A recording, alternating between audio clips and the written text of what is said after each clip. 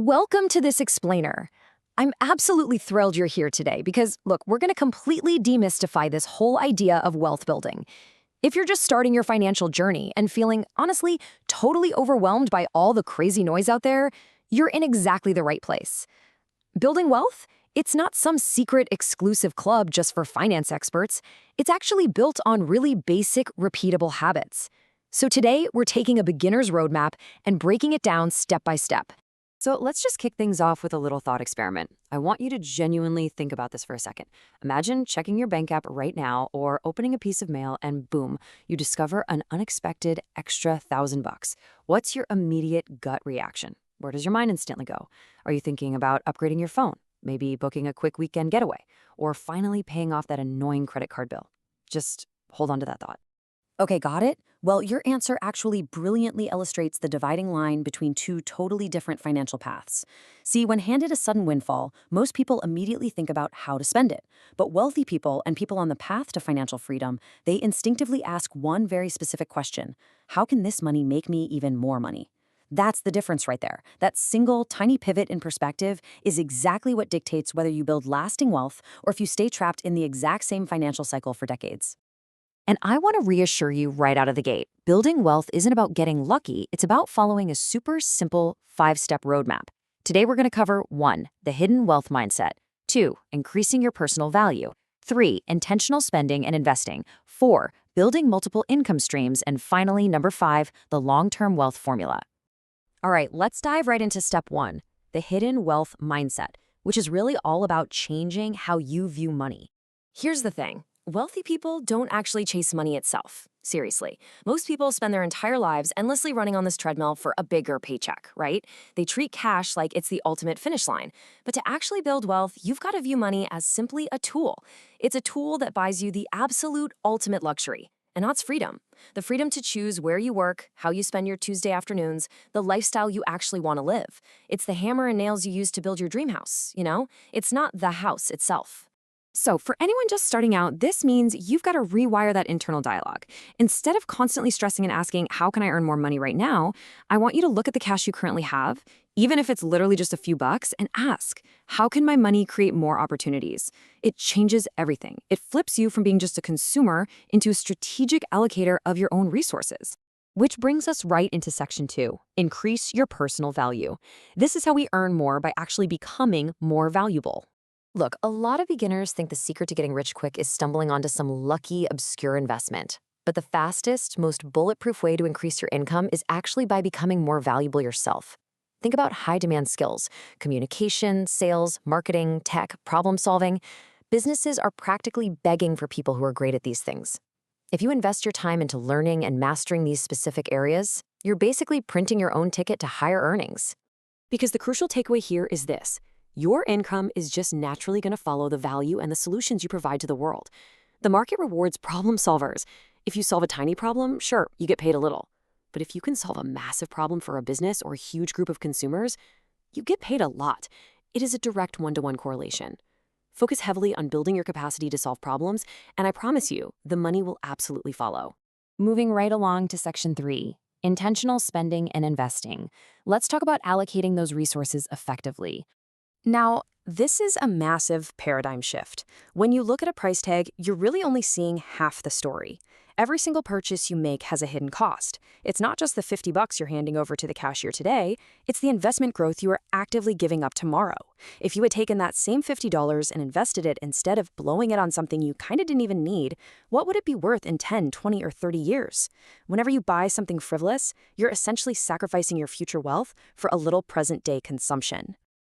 To combat this, you need what I like to call a mental circuit breaker. I highly urge you to just pause and ask this one vital question before swiping your card on something expensive. Will this actually improve my life long-term, or is it just temporary excitement? We have all felt that quick dopamine hit of buying something shiny and new, only to have it collecting dust in the back of a closet a month later, right? By forcing yourself to honestly answer this question, you effectively short-circuit emotional spending. You keep your money working for your future rather than letting it vanish into fleeting thrills. Okay, so once you've got your spending dialed in, it's time to invest. But this is where so many beginners get stuck. They fall into the trap of waiting for the perfect time to enter the market. They obsess over the news, they freak out about the economy, and they just sit frozen on the sidelines. Let me tell you a secret. Successful investors know that trying to perfectly time the market is a total losing game. The real magic happens through investing consistently over time. Consistency matters way, way more than perfect timing. And the reason consistency wins, hands down, is because of compound growth. This is arguably the most powerful force in all of finance.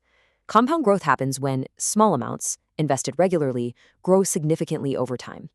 It's because your money makes money, and then here's the kicker. That new money makes even more money. It's exactly like rolling a tiny snowball down a giant hill. It proves that time, not just having a massive pile of starting cash, is an investor's absolute greatest asset. Now, let's jump to Section 4, building multiple income streams. This is all about playing financial defense and protecting yourself from risk. Look, we have to be super realistic here.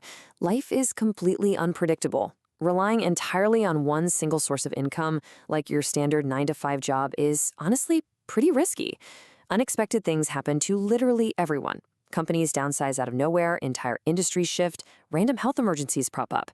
If your one and only income tap gets turned off, you are instantly sitting in a financial drought. Having just a single source income is a major vulnerability, and you've got to protect yourself against it. Diversifying your income is what gives you immense stability. Just look at some of these options: freelancing, starting a little online business, dividend-paying investments, rental income, creating digital products. Now pause for a second. If you're a beginner, please do not look at this list and try to tackle all 5 by tomorrow morning. No way. That is a fast track to burnout.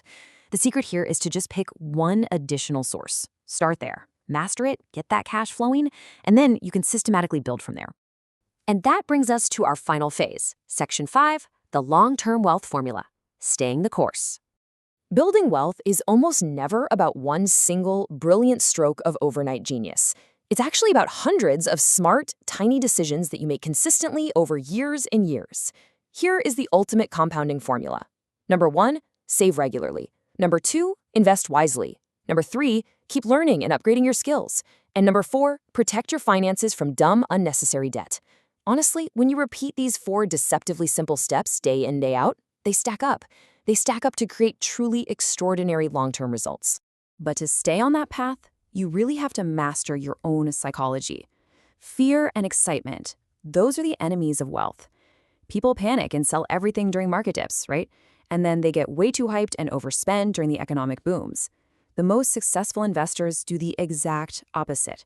They tune out the noise and they stick to a solid plan with ironclad patience.